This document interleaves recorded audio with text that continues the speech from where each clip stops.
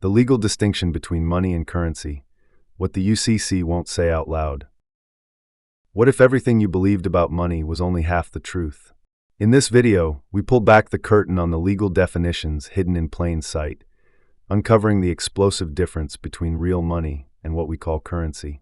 Once you understand this distinction, you'll never look at a dollar the same way again. In legal and commercial lexicons, the terms money and currency are not synonymous, despite being used interchangeably in everyday language. This distinction is not only definitional, it is fundamental to understanding the architecture of the American financial system. While money has intrinsic value, currency functions as a medium of exchange with no inherent worth. According to Black's Law Dictionary, money refers to coin or specie that possesses intrinsic value, typically gold or silver, and is authorized by the sovereign as legal tender. This is consistent with the U.S. Constitution, Article 1, Section 10, which mandates that no state shall make anything but gold and silver coin a tender in payment of debts.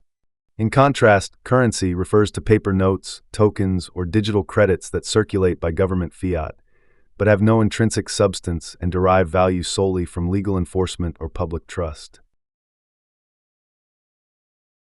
Under the Uniform Commercial Code, UCC, Section 3 to 104, a negotiable instrument is expressly defined as not money. Instead, these instruments, such as Federal Reserve notes, checks, and promissory notes, are classified as promises or orders to pay, not as payment itself. Even UCC Section 1-201-24 concedes that money must be authorized or adopted by a domestic or foreign government. But this definition is limited to what is adopted, not what is constitutional or intrinsically valuable. What this means in effect is that Federal Reserve notes are not money by constitutional standards. They are debt instruments, negotiable securities, issued by a private banking system and held out as payment, though they are legally and commercially classified as deferred obligations. When a borrower accepts such notes and uses them to extinguish a debt, the debt is not truly extinguished. It is discharged, which means the obligation is deferred, not eliminated.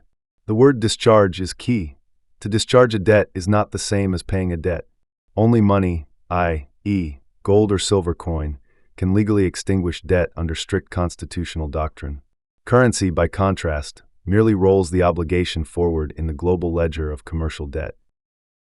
Footnote: this section clarifies the critical legal distinction between constitutionally defined money and fiat currency, showing how the latter merely discharges debt rather than extinguishing it.